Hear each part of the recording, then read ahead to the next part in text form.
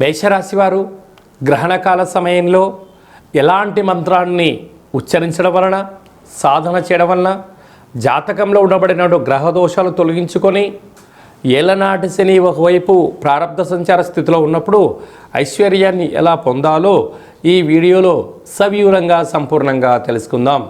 రాశాధిపతి కుజ భగవానుడు. వీరికి రాశి నుండి తృతీయంలో గురు సంచార స్థితి, పంచమ స్థానంలో కేతు సంచార స్థితి, అంటే సింహరాశిలోనే పుబ్బా నక్షత్రంలో గ్రహణం జరుగుతుంది కనుక మేషరాశి వారికి పెద్దగా దోషం లేదు. మధ్యమ సంచార స్థితిలో ఉన్నప్పుడు వీలైనంత వరకు ఆ గ్రహణకాల సమయంలో నవగ్రహ మంత్రములను, చంద్రుడి యొక్క మంత్రములను ఉచ్చరింప చేయడం వలన అద్భుతమైన ఐశ్వర్య యోగం కలుగుతుంది.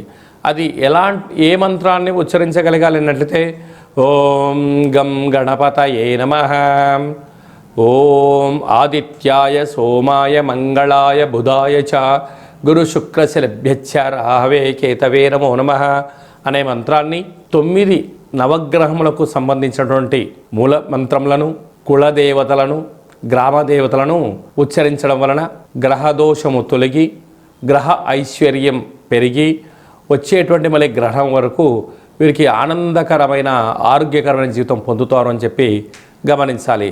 ఏడాది తర్వాత ఏకాదశి స్థానంలో కుంభరాశిలో చతుర్గ్రహ సంచార స్థితి, అంటే లాభస్థానంలో ఆత్మకారకుడు రవి, రుణరోగ శత్రుకారకుడు కుజుడు, బుద్ధికారకుడు బుధుడు, కళత్రత స్వరూపమైనటువంటి శక్తి స్వరూపమైనటువంటి వాస్తు నరదృష్టి కారకుడైనటువంటి రాహుతో కలిసి కుంభరాశిలో ఏకాదశంలో 4 గ్రహాలు ఉంటున్నాయి కనుక మేషరాశి వారికి చాలా యోగదాయకం అని చెప్పి గమనించాలి. కనుక వీలైనంత వరకు మౌనం, ధ్యానం, చిరునవ్వు, ఆధ్యాత్మిక చింతన, సత్ప్రవర్తనగా ఉండగలిగినట్లే మీకన్నా అదృష్టవంతులు ఎవరు లేరు అని చెప్పి గమనించాలి.